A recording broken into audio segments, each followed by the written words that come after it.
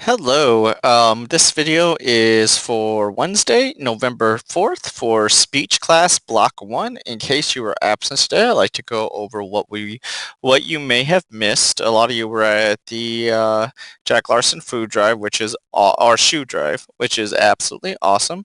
So we had the assignment speech, building a speech, crafting a conclusion. Let's go ahead and open that up and take a look.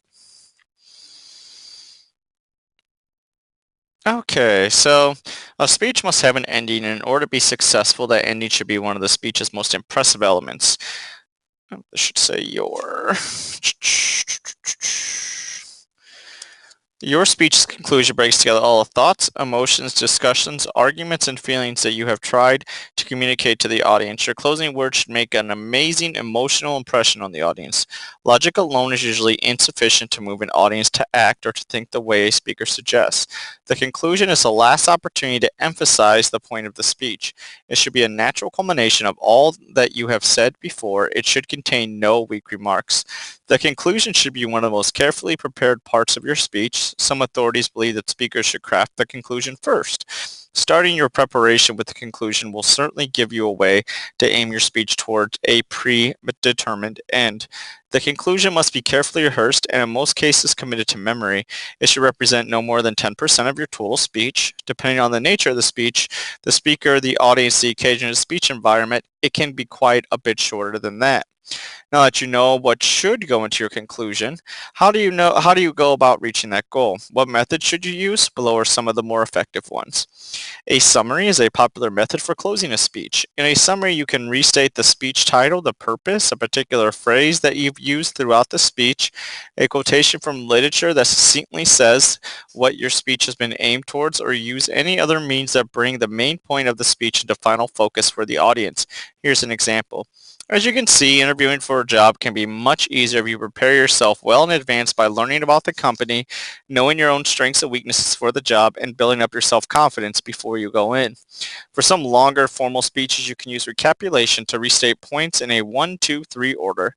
The danger of this method is that it may become autonomous. Done well, though, it can be highly effective. Here's an example. To be sure that you all understand my reasons for believing as I do, let me restate my main points. First, a global federation is the only type of government that will keep the world from destroying itself. Second, a global federation is the only type of government that is acceptable to a number of nations. And third, a global federation is the most democratic form of world government yet conceived by human beings. For these reasons, I favor the establishment of a global federation.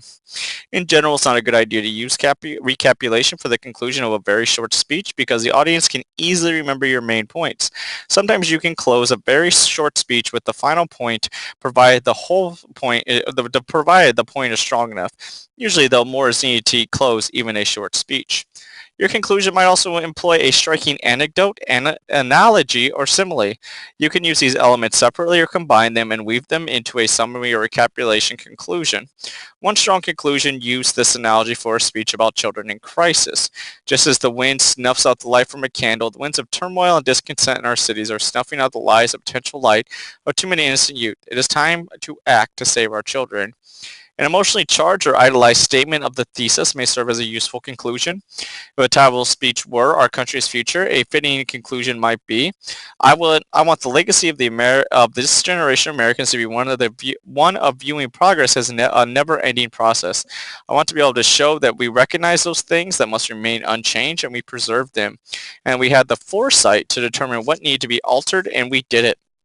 Let us take our place among other generations of Americans who made decisions and not just for today, but also for tomorrow, and not just for themselves, but for all Americans. Your conclusion may center on a powerful restatement of the thesis. If the subject were, for example, voluntarism can change your life, the final words might be, voluntarism, given of your talents to improve somebody else's condition, can change a life. In fact, it could change yours as well as those of the people you help.